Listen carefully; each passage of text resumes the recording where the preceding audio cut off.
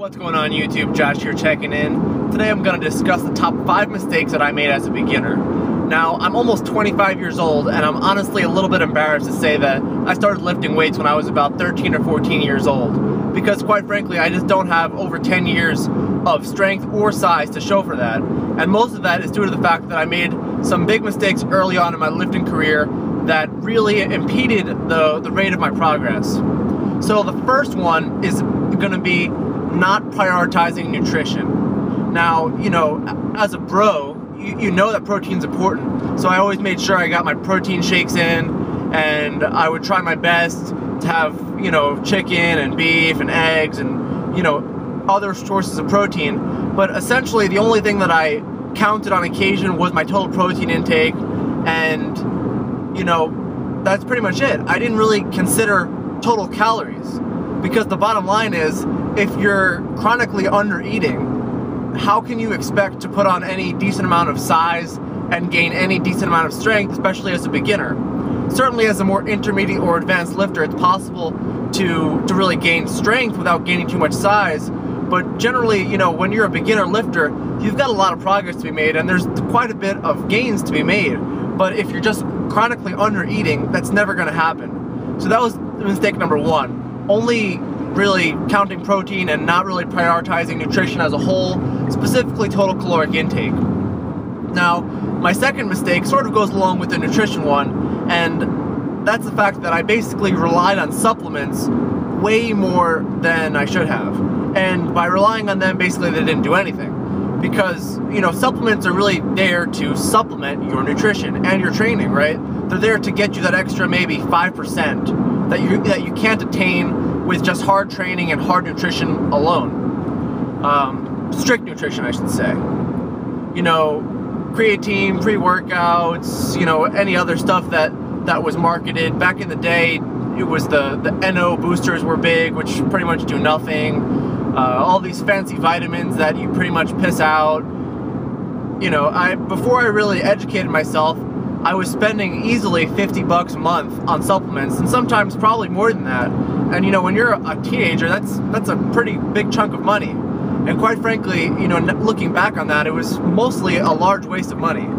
So, you know, supplements, there's definitely a place for them, but using them kind of as a crutch, or thinking that you're going to see massive gains because you're taking all these supplements is really a huge mistake.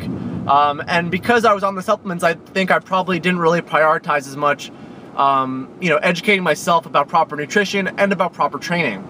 So now on to training. A huge mistake that I made was, as a beginner, not focusing on the compound lifts. You know, I would do mostly bodybuilding stuff, isolation work, and you know, the bottom line is, when you're starting off, whether your goals are strength or size or maybe a little bit of both, you know, working on isolation movements, while you certainly can see improvement, you just don't get the most bang for your buck. There's a good reason why compound movements have been so foundational for, you know, your top bodybuilders and powerlifters alike for the past 50 years. It's because they work, it's because they're very efficient.